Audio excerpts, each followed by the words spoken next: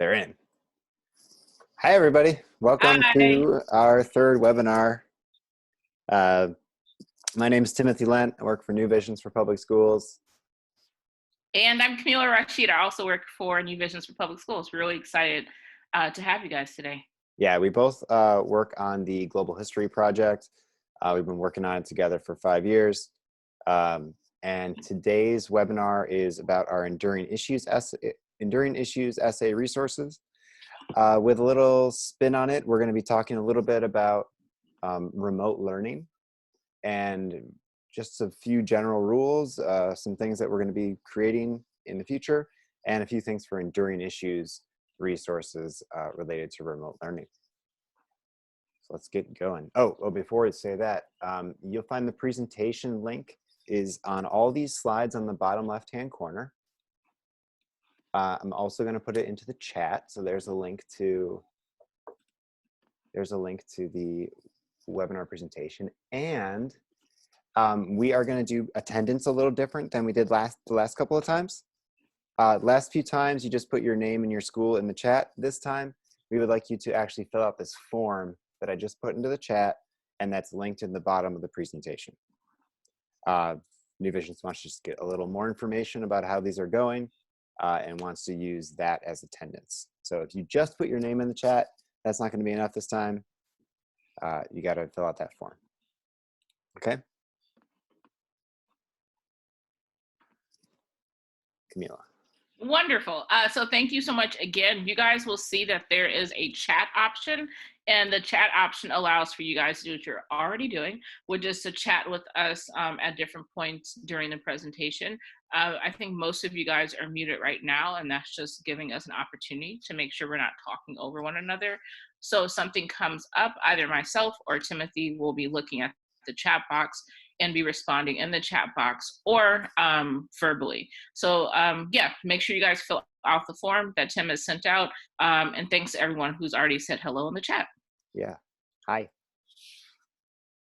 Alrighty, just some quick housekeeping. As Tim has already shared, this is our third webinar. I'm really excited to do these because we get to reach a lot more people than we've been able to reach in the past. You can see the two links to our previous webinars, one on the intro to the curriculum. You have the link to the presentation and the recording. So just in case you want to share it with a friend who wasn't able to make it, they can watch it. And you have our second one on assessments. We have a few upcoming webinars as well on April 28th, where we're going to be talking about contextualization routines and resources, and also be talking about remote learning in that context as well. On May 26th, we'll be talking about vocabulary support. On June 23rd, we're going to be talking about close reads and inquiries and looking closely at primary sources. Of course, we know that folks are sometimes in need of CTLE hours. You receive 1 CTLE hour per webinar. And so in order to get your CTLE certificate, you have to go to the workshops.newvisions.org and download that. And if you have any additional questions, please let Tim or myself know, or you can click that please look at these FAQs to get more information. Alrighty, so this slide is a bit deceptive because it says NYSED news updates, and there are not any current updates for the exam schedule in June. As of now, we are on schedule for June Regents. As things are becoming more apparent to us, we will definitely update folks through our newsletter and through our other channels. If you guys want to get immediate information directly from the source, there are a couple of resources to use. There's a NYSED news website. There's also the NYSED office website, and there's also the NYSED news on Twitter. The Twitter feed is fun. So if you are on Twitter, that might be a great one to follow just so you can get some moment-by-moment updates. Awesome. So we have a couple of things on our agenda today. Tim and I are going to do a brief introduction to the curriculum for folks who may be unfamiliar.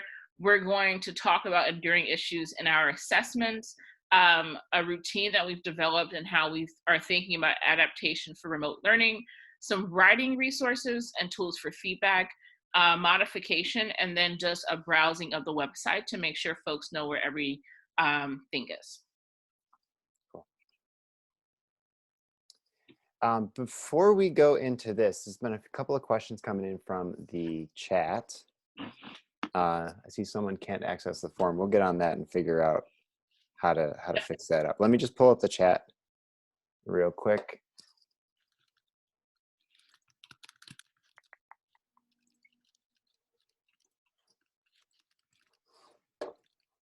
Or let me pull up the form is what I mean. All right. Can you see this form? Cool. All right, so this is the webinar feedback form. It's asking for your email address to choose which webinar it is, and we're going to choose this global one right here. Your name, your email address, your school, and for many of you, you will not find your school listed here. So there is a my school is not on the list option all the way at the end. So if anyone's not from a New York City school, or if you are from a New York City school and you're not even on here, just write down my name's not on there. Supervisor email address, it's not really a big deal. If you don't, you can put anything in there as long as it looks like an email address, that's fine with us. And then just fill out the rest of it and then hit submit. And if you can't, we will try to figure out what's up with that form and make sure you get it. If there's any other questions, just keep putting them in the chat. That's how we're going to do it. All right, back to the presentation. Mm-hmm.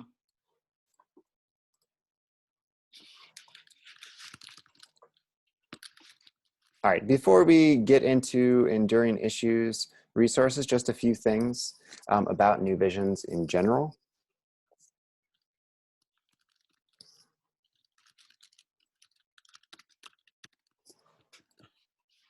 For those who do not know, New Visions is a nonprofit organization from New York City. And we've been around for like 30 years. And in those 30 years, we've been supporting schools in New York City. You can kind of consider us like a BOCES, just in New York City. Like BOCES has constituent districts that contribute money, and then those districts get services. It's the same thing for New Visions, but instead of constituent districts, we have constituent schools, and they're all in New York City school district. So we will provide like HR support and data analysis and professional development, that kind of stuff to schools. 5 years ago, we started curriculum projects. And the global curriculum one is the one that Camila and I work on, and it is specifically for you. It is for New York State social studies teachers, not for people in any other places, and not like a nationalized curriculum. We made it just for you and your concerns. Unless you're from another state, then welcome to the webinar. We're going to be talking about the Regents a lot. And just real quick about why we created this curriculum in the first place. These were the real reasons why we started it. In our schools, the schools we worked in, really, really low pass rates on the global exam. This was the exam that kept people from graduating, kept students from graduating high school most often. We knew in 2014 that the new social studies framework was coming out and that the Regents exams would be changing soon. So we wanted to create a resource that would help meet the needs of teachers who are dealing with those changes. We've also had a ton of teacher turnover in the schools that we've worked in. So a teacher will come in, they won't have any curriculum when they start, and then they might scrape something together over the course of 3 years, let's say. And then if they get burnt out, they leave the school or they leave the profession and they take it with them. And then the next person comes in, and again, they are left with no curriculum. So we wanted to change that and give our teachers at least some foundational materials that they can start with. In addition, we all spend too much time online looking for materials. And once we find the right document, we still have to spend hours more trying to modify it for our students. So we want to try to centralize everything based on New York State standards all in one spot. And last was infrequent cross-school collaboration. So we work with like 70 public schools in New York City, and many of those schools are small high schools where there might only be one Global 9 teacher or one Global 10 teacher. And so they don't really have that many colleagues that work on the same curriculum as them. So we get teachers together between 6 and 8 times a year, and they meet at New Visions, and we work in collaboration. And we find that it's a whole lot easier to work together if you've got something in common, like the assessments in our curriculum or the curriculum itself. Here's our goal: to create the most useful resource for global history teachers in New York State that we possibly can.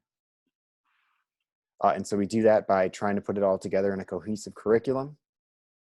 And we believe that by doing this and getting feedback from teachers, in the long run, we will have a more adaptive, comprehensive, and effective curriculum than any one teacher can design independently.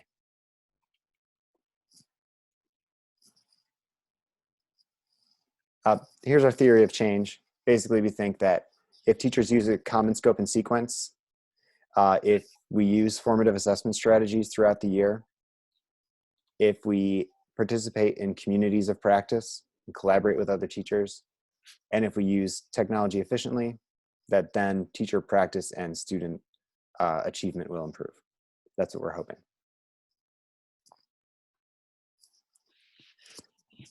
That's all a lot of information, a lot of intro information. If you've got any questions, put them into the chat, and we'll try to answer them.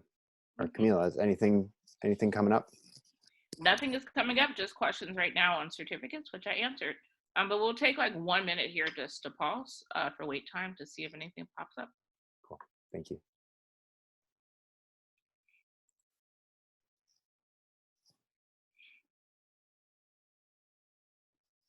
Nothing. Okay. Yeah, that was really hard wait time. Oh, we did just get a question. There it comes. From Molly. Molly asked if there are answer keys for the curriculum. As Tim will show you guys on the website, there are not answer keys for the individual worksheets. What we have answer keys for are all the assessments. And then for all of the newly revised materials, we have an answer key or exemplar responses for the formative assessment alone. So you won't, for example, get responses to individual scaffolded questions before the formative assessment, but the final writing task for each of our resources has an exemplar response that you can use to gauge the accuracy of student responses. Yeah, and go ahead. I was going to extend one of the reasons for us not to have answer keys for all the curriculum is, one, time. There's a ton for us to do, and we don't have the ability to do that all yet. And secondly, we hope that teachers will take that as an opportunity to put together their own answer keys, which often yields better ways of using the materials. Like if you go through and do the materials, you're going to find better ways of using them than we have, and you might catch some mistakes and some typos, and we're hoping that is a way that you might want to get into it. And there are 2 more questions we have. Any word if the regions will occur this June? As far as we know, the June regions are still occurring. As soon as we get information about that, we will let everyone know, but we have not received any official word about changes as yet. Mm-hmm. And I think, go ahead. Just to add, many people may have already heard that the elementary school and intermediate, that's middle school, exams have been canceled, but that does not include high school regents exams yet. Yep, those are still on as far as we know. Scott asks, does it make sense to sign up for in-person New Visions workshop at this point, or are they all canceled, postponed? So from this point forward, we are doing all of our final PD will be a webinar based PD, and then whatever webinars we still have scheduled will also be scheduled. So when you sign up, you'll still be able to get access to the actual PD, but it'll just be via Zoom like this one is here. And it'll probably be shorter. Yes. I'm sure you don't want to look at us for 6 hours. Yeah, that would be. It might be worth it. We haven't put out our summer PD dates yet, but that might be something to look forward to, hopefully. Yes. We can get back to in person then. So as we said at the beginning of the Zoom call, the purpose of today is to talk about enduring issues and the resources we have in the curriculum. We want to take a quick pause to define what an enduring issue is. And from the state, they define an enduring issue as a challenge or a problem that has been debated or discussed across time. An enduring issue is one that many societies have attempted to address with varying degrees of success. And we want to pause here because at one point the state had not clearly defined what an enduring issue was just something that has been debated or discussed across time. And sometimes students were writing things that were not challenges or problems, but it's very important to understand an enduring issue is a problem or a challenge that basically we have not been able to solve, which is why we keep addressing it throughout historical moments. Right. So especially for your ninth grade teachers, we in the past have focused so much on great achievements of civilizations. That's still something to include, but you want to kind of flip that when you talk about enduring issues. Like a lot of those achievements are related to irrigation and growing food. That means that the enduring issue is scarcity of food or population growth. Absolutely. Great. Great. Next one. Alrighty. So when we think about an enduring issue, we just want to remind you guys that the enduring issue essay is part 3 of the framework aligned exam. And in part 3 of the exam, students are provided with 5 documents. And with those 5 documents, they must identify 3 documents that have a common enduring issue and respond to a prompt with those documents. And the prompt asks the students to do a couple of things. It asks for them to identify and define what an enduring issue is that's raised by the set of documents. So as Tim said, an enduring issue could be something. We got unmuted. Okay. Sorry, I was like, I'm hearing ghost sounds. For example, an enduring issue could be conflict over natural resources. We saw it in this era, we saw it in this era, we see it in contemporary times. So in addition to identifying and defining an enduring issue, students have to use their knowledge of social studies and evidence from the documents to argue why the issue selected is significant and how it's endured across time. And so with that in mind, again, using 3 documents, and then they have to make an argument about how it's affected or has been affected. Oops, no worries. And then the other part that's important to emphasize is that students must use outside information in order to respond to the prompt. So this is one thing that Tim and I have seen with scoring and looking at example responses. Students are really encouraged to make their argument using the documents in addition to their understanding of history and outside information. Cool. Excellent. So with that said, a lot of times Tim and I will get emails from people who say, I've made my own enduring issues packet and I want you guys to look at it. And we'll respond to each one individually. And then Tim was able to find the reminders of how the enduring issue essay documents are compiled so that teachers who want to make their own packets actually have the guidelines from the state. Before I go through these guidelines, I would like to say that in the New Visions curriculum, there are unit exams for every single unit from 9th and 10th grade, in addition to enduring issue check-ins, which gives you about a little over 30 to 35 individual prompts and documents that's to use. So before you go and make your own, I would check through those resources, which Tim is going to show you. And then we also have three of the past administrations of the exam. June 2019, we have June 2019, August 2019, and January 2020. So there are also 3 examples from the state. So before you make your own packet, just keep that in mind. If you go ahead and choose to make your own, a couple of things to keep in mind. Again, any enduring issues packet that you're giving to students with fidelity needs to include 5 documents, just 5. At least 1 document is connected to the framework key ideas from 10.1 through 10.6. At least 2 documents are connected to framework key ideas 10.7 through 10.10.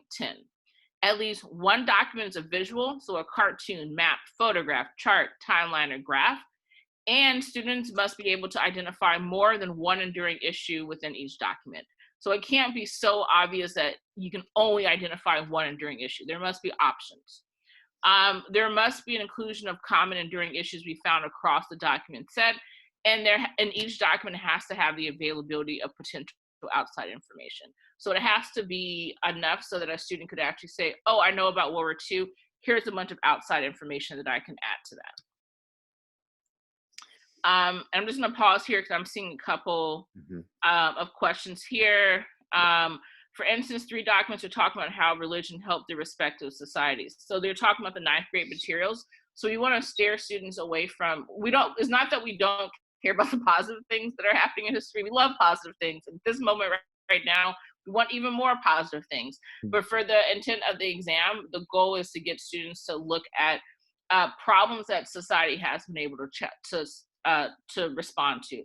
So, for example, if they have a document set that's talking about religion and rules, an enduring issue could be how religion excludes other groups of people, or how religion has been used across time to create conflict. We're really pushing students towards looking at the conflicts. And Tim and I, over the summer, are going to be looking back at the ninth grade materials to ensure that everything has that opportunity for students to find a challenge or problem.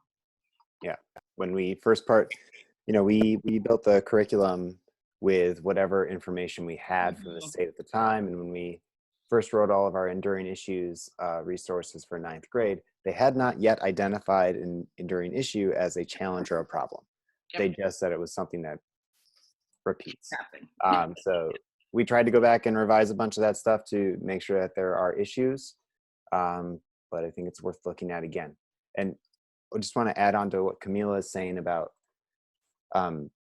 how a real enduring issues essay prompt has got these 5 documents, and some of those documents are up to the present. If you can, even in ninth grade, we think it's important to include documents that show that these issues have extended to the present. If these issues stop in the Middle Ages, then they're not enduring. Yep. They need to go on. Even if students don't have the historical context to write about those documents, we think that they should be in there just to prove the point that they're enduring issues. All right. Awesome. All right, so we are going to start talking about some of the resources in the curriculum. One of the most important resources are the assessments and the exam question bank. And both of these items are under some kind of lockdown. I just put the link to this form in the chat in case anyone hasn't yet signed up. You fill out this form, you sign up, and I grant you access by tomorrow morning. But basically, we have this process set up so that we don't have a lot of students looking at all the exams and all the answers to the exams, which has happened a ton, especially in the last couple of weeks. We've got some teachers that are sending their students right to the website, and they're trying to get access to the exams. It's not going to happen. So fill that out, and you'll get access. So if you're trying to click on some of these resources we go over and you can't, just hold tight. You'll be able to tomorrow. All right, so let's talk about where some of these enduring issues prompts exist currently in the curriculum that you can make use of right now. I'm going to be showing you some resources and clicking on them from this presentation, but later we're going to go to the website. I'm going to show you where these things are on the website. So if you don't have this presentation available, you'll be able to access them there. So the first place to go is the exam question bank. This is a set of documents where we put all of the assessment items that we've ever written for Global 1, 2, and US History for parts 1, 2, and 3 of the exams. This has got all the, I'm going to click on it and go to it. This has got all of the questions that we've written and also the questions that we've culled from previous Regents exams that are still aligned to the new style of Regents. So here I am on the exam question bank. And as I scroll down, there's a little information about it. And then at the very bottom of the first page is where you can get links to the specific sections that you can make use of. This webinar is about enduring issues, so I'm going to click on part 3. And that's going to take me to a page that holds all the enduring issues prompts that we have. Now, a bunch of these prompts appear in the curriculum already. They are in end of unit assessments and they are in enduring issues check-ins. Those are 2 different resources that we're going to talk about a little bit more in the webinar. As you can see, as I scroll down, you can see there's a link directly to the prompt, which is a bookmark later on in the document, a description of the topics addressed in the documents, and some possible enduring issues that are in it. So I'm just going to scroll down a little bit. And I just want to note, even looking at these 9th grade ones, this first one is from an end of unit assessment. The second one is from an enduring issues check-in. But if you want to go to one place where you can find all of them, this is your place to go. Cool.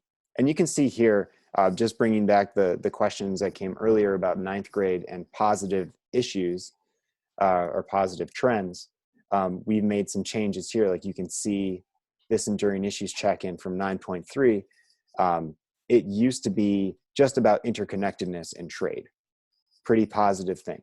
So we changed it to be more about slavery and human trafficking in the ancient world. So let me just click on one of these and scroll down to a 10th grade one. Click on this 10th grade end of unit assessment.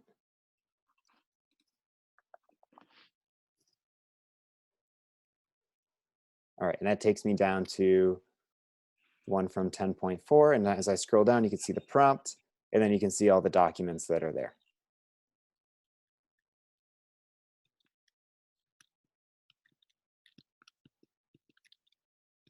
And then if you'd like, you can go back to the top of the page, and then you can keep looking for other resources that you want.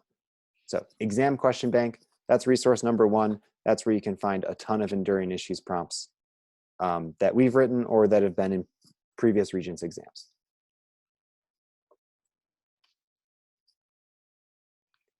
The second place you can go to get prompts for the exams are from the end of unit assessments themselves.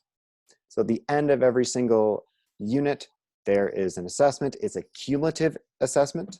So there are questions from previous units on every single one of our exams to model what the Regents exam is like. There's an example of an end of unit assessment linked here for unit 10.4. That's funny. That's the one I just showed you. Mm-hmm.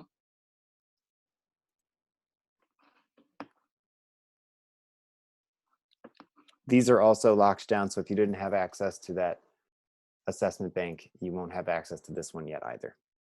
But let me just scroll through this real quick. Here's the end of unit assessment. There's a link to the teacher materials, which include all the answers and possible answers for parts 2 and 3.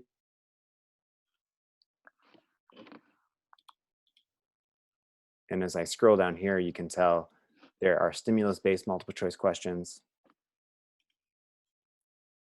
There is a part 2 CRQ section. Here it is. A little jumpy. And then there is a part 3 enduring issues essay.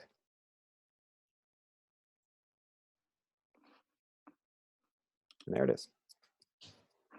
All right, so 2 places you can get materials on the site. Any questions about those 2 resources or anything else that we've covered at this time?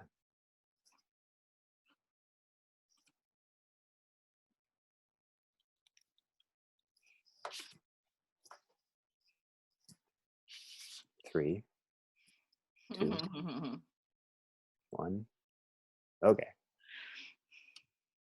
Alrighty. So in addition to the standalone resources, we also think a lot in our curriculum about instructional routines. And when we think about instructional routines, we're thinking about opportunities to structure student thinking around a historical skill that's important on the Regents exam. And we would also extend to say just in life. And so by structuring student thinking around these cognitive skills and steps, we hope that they internalize them to become independent learners, or even if we're not standing over them, reminding them to do a certain process, they are able to look at a task or able to look at a problem and figure out what to do next. With that being said, we want to emphasize that routines are not things that we do from September until June, leading everything. Again, the goal is to really help students think about their learning as a scientific process where over time scaffolds are removed so that they have the independence and agency to think on their own and to actively troubleshoot. These are images from 4 different instructional routines. We're going to be talking about just the one in the upper right-hand corner. Yep. All right. Thank you, Tim. Yeah. So the instructional routine that we're going to focus on is the Enduring Issues Check-In. The Enduring Issues Check-In is an opportunity for students to try out the process of deconstructing the prompt, looking at the documents, identifying enduring issues, and coming up with a claim.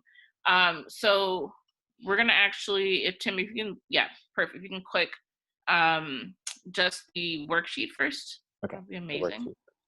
Yes. So just so you guys can see what this looks like, and Tim will be able to show you guys where everything is in a moment. And nice bookmarks you have there. I see that you have the NYSED office of assessment as one of your bookmarks to ensure that we always are up to date on things. Gotta keep up. So no problem. Doing a quick commercial. As Tim scrolls down, you'll see that in all of our resources, we outline what content is covered, objectives, and as you keep scrolling, you'll keep seeing the student-facing resource. I am scrolling. Yeah. I know it's like delayed. And so there's a guide for teachers. There's also a link to the Enduring Issues Check-In presentation that you can use with your students. Tim, let's go ahead and click that, which is the same one in the slide deck. Let's go ahead and click that just so we can see what that looks like. Okay. Thank you, Tim. This is so much easier when I'm sitting next to you, but I think we're working it out. Yeah. And we're in no danger. There you go. So we were more than 6 feet apart. So in this slide deck, we've been making instructional routine slide decks to support teachers in structuring their time and how they're structuring learning for students. And in this slide deck, it goes through a series of stages that you can take students through in order for them to actually go through the process. So you see introduction of the form of assessment, establish their criteria, annotate and pass it on to their partner, identify an issue, establish a claim, and then share and synthesize. And so we have a video, right, Tim? Of the rumors. You'd probably wait till the end. Yeah. So as Tim is clicking through this presentation, I wanted to point out a couple of things that might be worthwhile in your planning process. We give a note about routines. We give another note about how to prepare. So things you should do before the routine, resources you'll need in the process. As you go forward, you'll also see that our slides give space for you to write in an objective and identify on the right side where you are in the slide and defines an enduring issue. Yep. And Tim, if you can actually go to the slide that shows them passing the documents. Yeah. Yep. This one's just This is actually kind of cool. I like this definition. Yeah, I agree, Tim. I think we should pause here.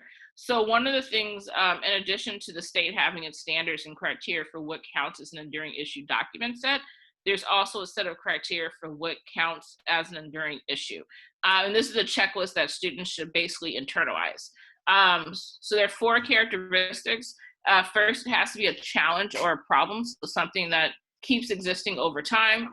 It needs to have existed in the past and exists today. So if something is noted from the 1700s, it needs to have also existed in present day as well.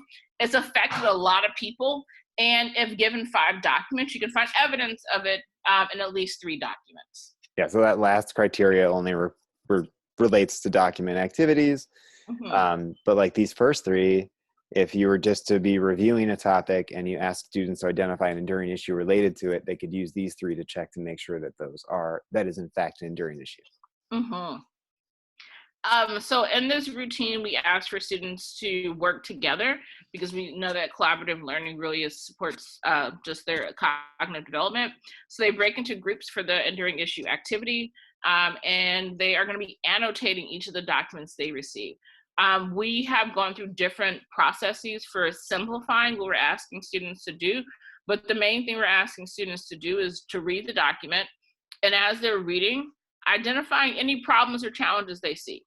Literally, if you're reading the document, what's the problem that you see? Oh, people don't have access to water. Oh, it's really hard to get to a place with food, or like whatever the case may be. And just keep writing that down. And they're going to go through each document. They're going to take 2 minutes to write and then pass it to the person sitting next to them and get their next document. So it's a round robin here. As you'll see, students are working on this process. And in this process, each of them is sort of adding on to what the person has written before them. And they're putting a star next to anyone that they agree with. Yep. And so this is helping them sort of think about the accumulation of what people might be writing down, and then them also sort of figuring out how they can add on and augment that. As they go on, as a group, they sit together to discuss which of the enduring issues that they've all been able to put down, and they make one big poster with the enduring issues. So they have them all in one place. And you'll see here the examples: inequity, brutality, conflict, violence, scarcity. There is no list of enduring issues that students have to abide by. Anything that students articulate as an enduring problem counts. So if a student says an enduring issue is how people who are from different places have conflict, that is an enduring issue. If a student says people fighting one another because they want to live the closest to a natural resource, that is an enduring issue. The language, we would love for them to use academic language. However, in this case, a student receives credit as long as they're identifying a problem that is seen and has evidence across 3 documents. Oops, sorry.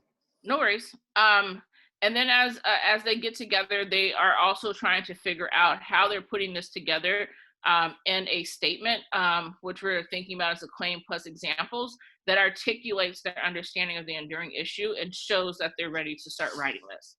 So for example, and we provided a frame, which is claim plus example. So such and such is a significant enduring issue because, as demonstrated by the series of examples. So the one we have here, inequality is a significant and enduring issue because it has led to conflicts that have had long-lasting effects on society all over the world, as demonstrated by the French Revolution, the Industrial Revolution, and apartheid. Boom, the students are done.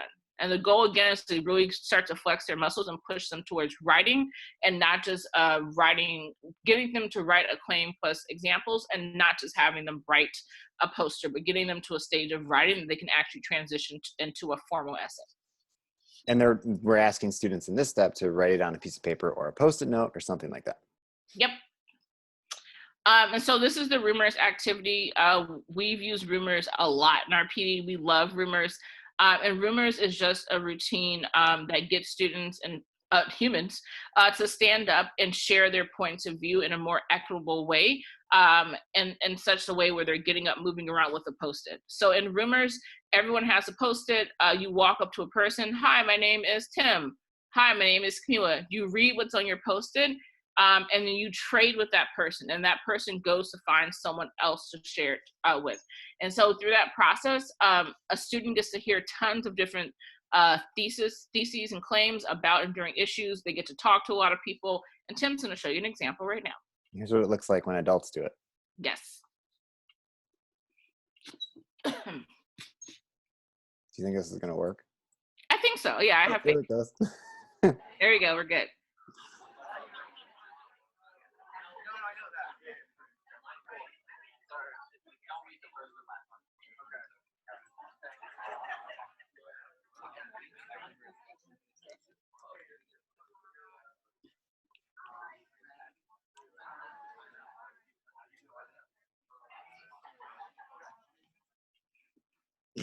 All right, that's how Rumors works.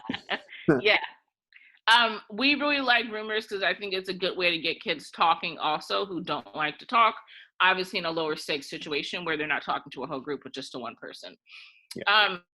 So if you, go ahead.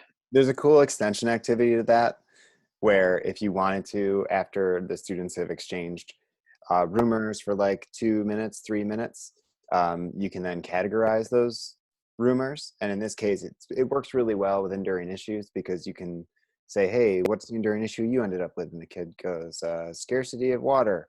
And then you ask if anyone else had that, and you got like 5 kids who said scarcity of water, and then you see who else hasn't responded yet. What do you have?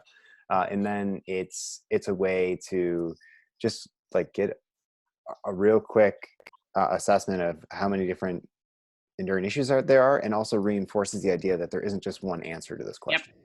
And that's the most important thing. There is a list of nested issues that the state published.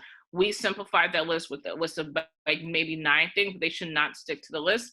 Don here says my students love rumors and was happy to find it embedded in the resources. That's exciting. We love when we go into classrooms and see students up and moving. Yeah, that's awesome. This is the actual document that can be used with the routines. And so you'll see it has all the similar instructions here in the document, and then has the sets of documents as you move on. So the Roman Empire, this is a great one for 9th grade, and you'll see that all these are about problems. Yeah, I think these are all declines of civilizations. Yep. And so students can write a range of things for an enduring issue for this one. Yeah, and then there's a worksheet here that guides them through that process if you think your students need it. Mm-hmm. And some teachers stop just at having them write the thesis. If you wanted students to write a full essay, you could push them to write a full essay. You really can use it however you want. We have a question here from A. Simmons, which is, where can I find the checklist and prompts in the PowerPoint? Here you go. This is the PowerPoint for the instructional routine. Yep. And if you're looking at the webinar PowerPoint, we are on slide 19. Yep, we've danced through a couple slides here. We're moving around. All right. Yeah, any more questions, just keep putting them into that chat and we will address everything. Yep. All right, so Camila got to speak about the enduring issues check-in, which is great routine. And I'd also like to point out that we have a ton of writing resources specifically for the enduring issues essay. And this slide has got a list of them, and it's not even all of the resources that we have. Mm-hmm. I'm going to show you a part of the website in a little bit where you can find everything in one spot. And Camila, I might just wait till we go to the website to kind of show some of these things. I think that's a strong choice. Yes. Thanks. So complimentary. Also, we can move to questions. Yes. So we're going to check out some of these writing resources later. But if you want to find them all in one spot where you don't have to click on the website, you can check it out here. But we're going to come back to a few of those special ones on the website. Yep. Any questions? Any questions?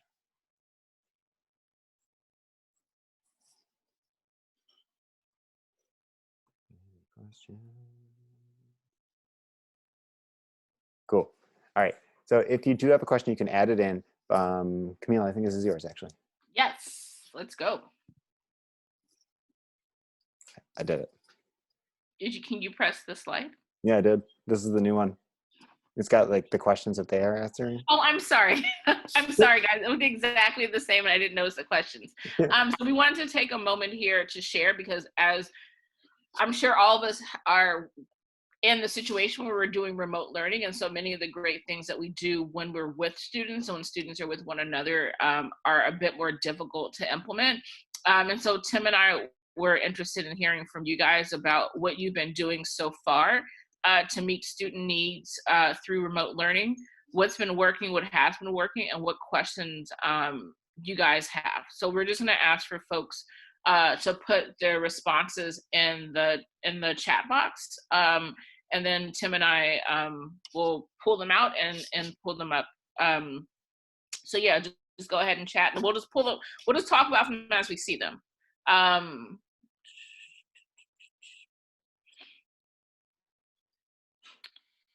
Yeah, so we see we have one challenge here, which is getting all of my students to be online at the same time. Yes, they were already showing up late to class, and now they're showing up late to online. Yes, that's definitely a challenge. Other things that are a challenge are things that are working, or questions that folks might have.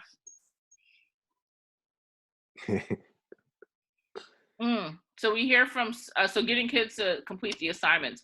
So it's interesting to have the same problems when they're with you and when they're not with you, right? But it makes it a bit harder when you can't give them a mean stare in person. The We see from Scott here, Scott is doing asynchronistic with an option to join a meetup.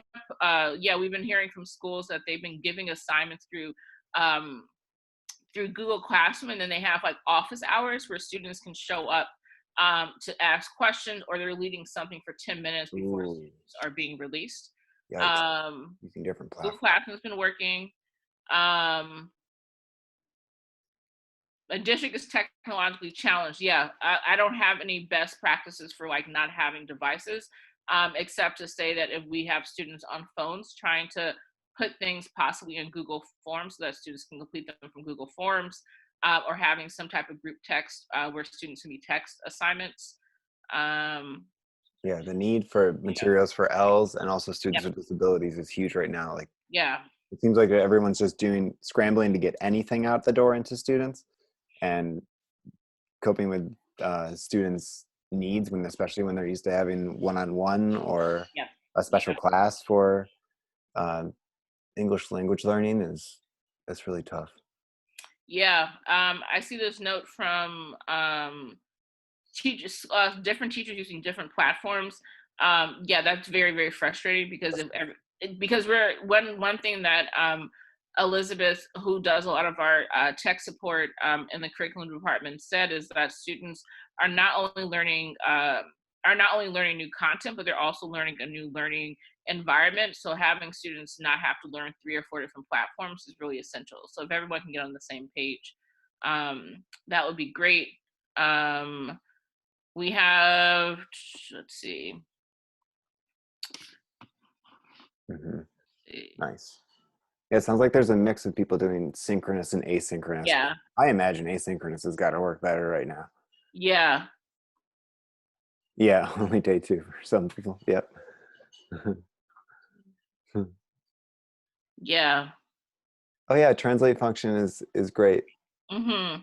um, and reportedly more and more accurate every year. Yeah. Let's see. Is that a question? Is what is that? What is the translate function? Well, we'll show you. Mm.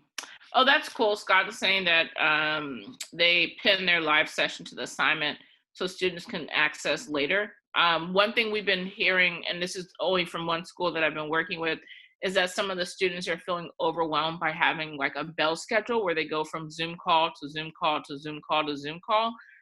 So making sure there's like a little bit of buffer space if you are doing direct instruction, expecting kids to be there, providing buffer space for them to transition to the next Zoom call, like to take a screen break, get up, move their bodies, or providing enough space in that period for them to complete the work during that period.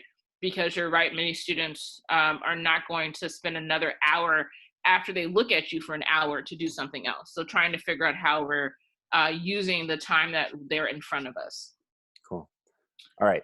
So thank you for sharing with us what's going on with all of Yeah. you. And we'd like to share some of the things that we've been working on for remote learning and some things related specifically to enduring issues that you Can might I be able to make say use of. something really quickly? Yeah, go ahead.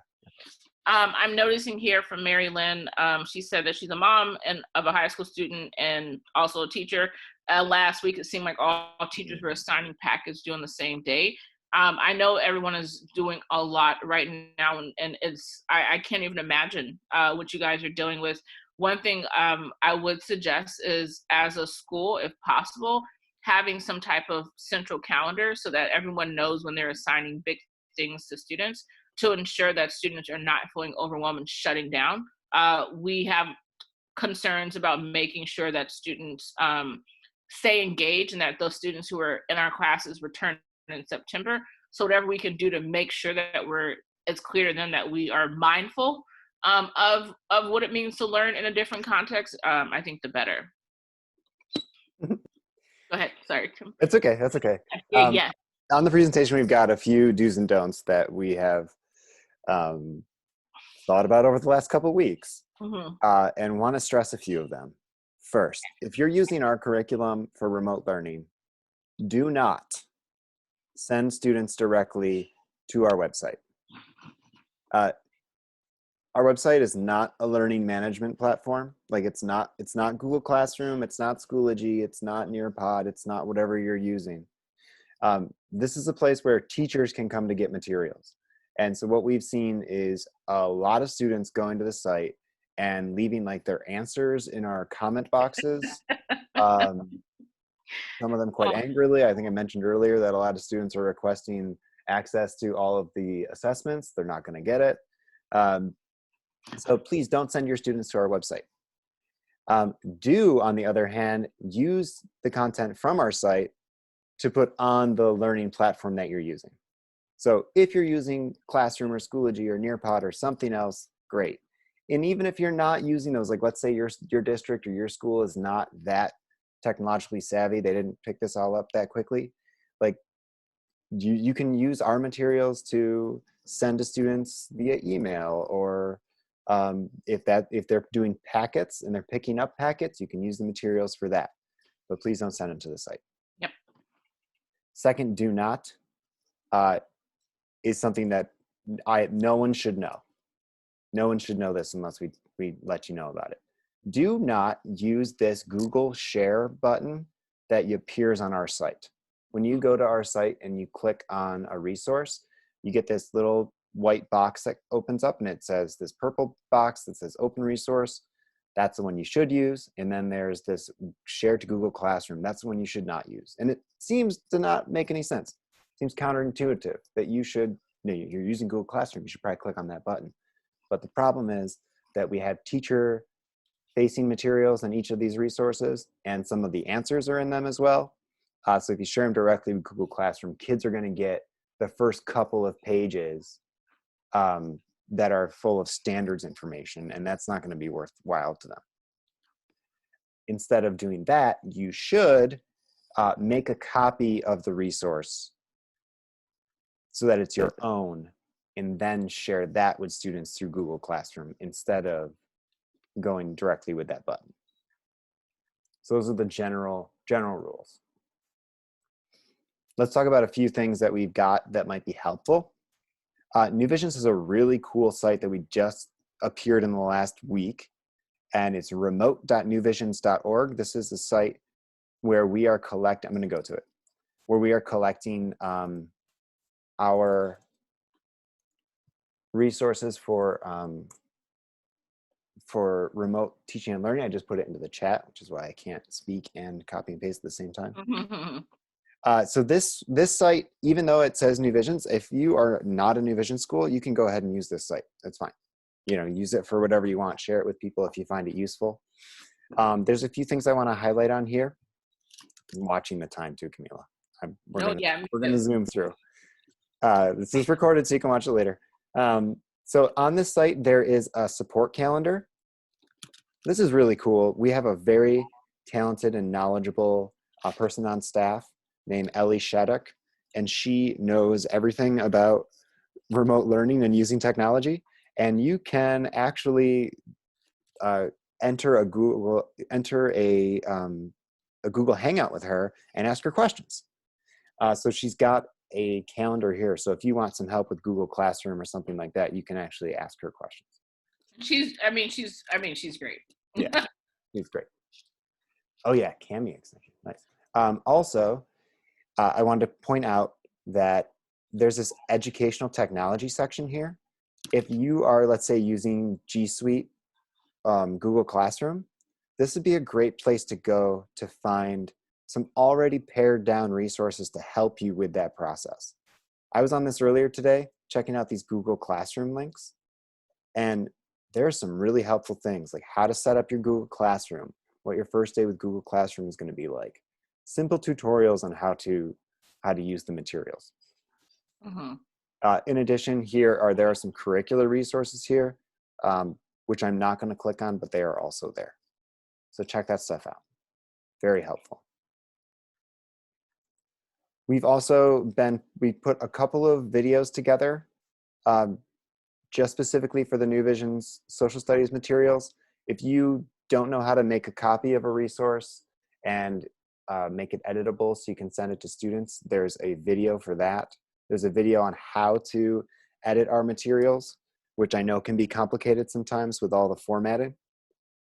And we're probably going to put some videos together on using this with Google Classroom and Nearpod as well. The last things that are linked here are some remote learning versions of some of the resources we went over today. So if you want kids to do an Enduring Issues check-in, there is a template for that that's more easily used than the materials that we created for you to create. Do you work with students in your classroom? So check that out. There's also a rubric that you can put in a Google Classroom for the Enduring Issues essay, and some explanatory presentation that tells you how to do it. We have 5 minutes. We can do it. Okay. We can do it. Let's go to the website, curriculum.newvisions.org. I want to show you where a couple of things are.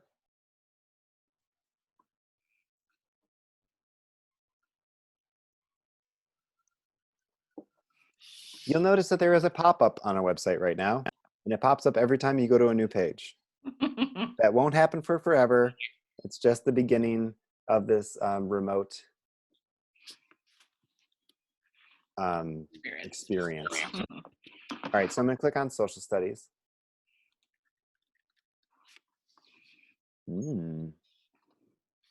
Thanks for alerting us of that, Dawn. We're going to find out what the deal is with that. All right, so here I am at the New Vision's website. If you haven't bookmarked it yet, you should. It should be a very important resource. So what most people do when they come to the site is they just go to whatever topic they're teaching, and they click on stuff like that. That is one way to use the website. That works. You'll be able to access the Enduring Issues resources that are in the check-ins that way, and you can also find the assessments that way. But I want to show you two parts of the site that nobody knows about. The first is super secret. It's under Getting Started. And the last part, Instructional Routines.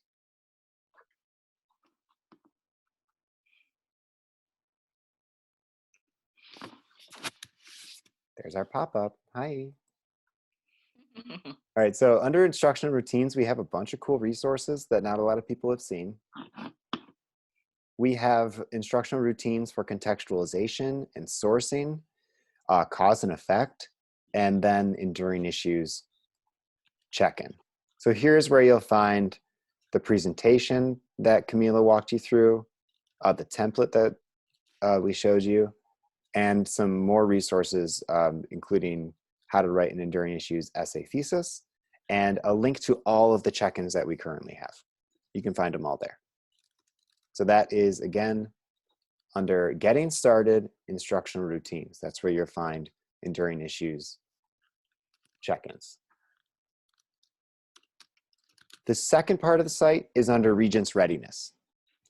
Even though it says Regents Readiness, this is the part of the site that 9th grade teachers should go to as well, and everyone should go to at the beginning of the year, or maybe even August. This is not the place you should go like in March. I mean, it's a good time to go also, but you should go there earlier. So I'm going to click on the second option, the Regents Prep for the Global 2 exam.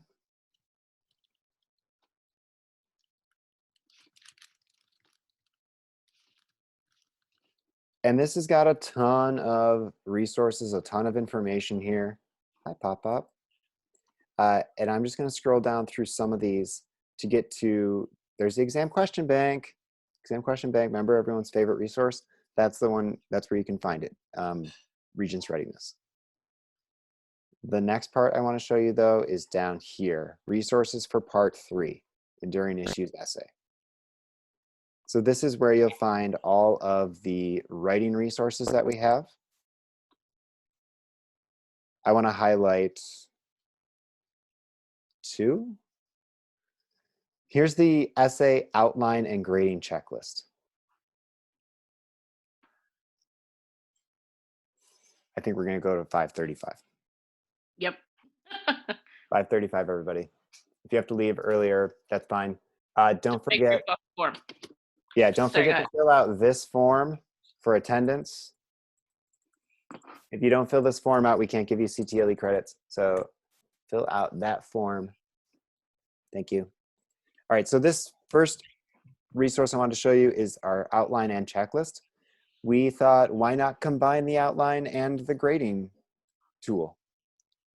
This is designed to make it a little faster to grade enduring issues essays and to give students quick and effective feedback that will improve their essays. So the way it works is on the left-hand side, there's a component to each essay. We think these are the most essential parts of an enduring issues essay, starting with the introduction, then the body paragraphs and conclusion.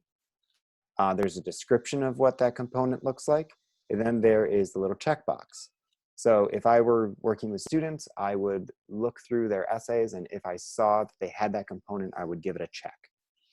And there's a space here to do it for body paragraphs 1, 2, and 3. And then I'd return it to students, and if there was something that wasn't checked off, then they need to revise their essay and make sure I can check off all of them. These components of the essay also align with all of the skills lessons that we have on the Regents Readiness part of the site. So there is a section that talks about how to write a thesis. There is this, a lesson on how to write contextualization for each event.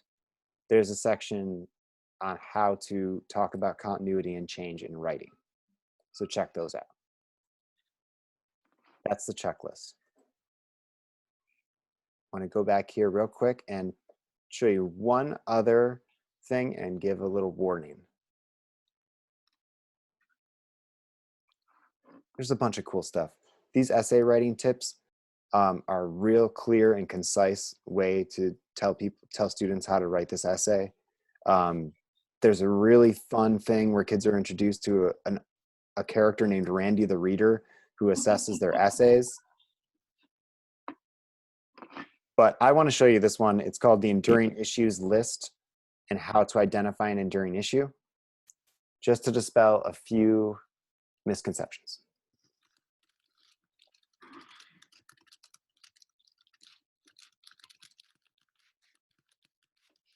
All right, so when the enduring issues, the concept of enduring issues first came out, let's say 3 years ago, 4 years ago, the first thing everybody asked for was a list. All right, so we had the list of themes. Tell me the list of enduring issues. And so the state put a list out of enduring issues. They gave you what you wanted, but it was like 64 pages long, single spaced, and it was insane. And it was not exhaustive. So we tried to distill that list down to 9 enduring issues. Conflict, desire for power, inequity, need for and impact of innovation, impact of interconnectedness, ideas and beliefs, environmental impact, scarcity, and population growth. So we put this list together and we thought it would be helpful. Some people have found it helpful, but warning, which we have instead these 4 tips for identifying an enduring issue. And the second tip is do not stick to the list. What we found is too many teachers just putting up this list of 9 and then asking students to pull from it. And then if the students get a set of documents that don't fit perfectly with those 9, they end up writing essays that are contrived and don't really make a lot of sense and don't really come from the students. So instead, what we're now encouraging people to do is have students come up with their own issues first. And if they are failing to do so, if they are really struggling, then you can refer to the list. I worked with some teachers in Buffalo last year, and they gave kids an enduring issues essay prompt, and all the kids chose like inequity or something, and then they tried to write about inequity, and it just didn't work. Mm-hmm. We gave them another prompt. We told them don't use anything on the list, and we got enduring issues like racism, brutality, violence. These are words that the kids knew, and could write more forcefully about them. All right, so I encourage you to check out that part of the site to really look through what our Enduring Issues essay resources are. There's a ton of them. And if you have any questions, if you don't see something you're looking for, please reach out to us. This is our email and contact information. Thank you all for joining us. Oh, I want to do one more thing. All right, all of us are in social isolation, so I'm going to take the mute off of everybody, and I'd like everyone to say hello and hi and stuff, okay? Hello. Hello. Hi. Hi. Say some Hi. hi, people. Hi. Thank you. It's so nice to see you. Nice to see you all. Thank you for coming. You've been amazing. Tell ya.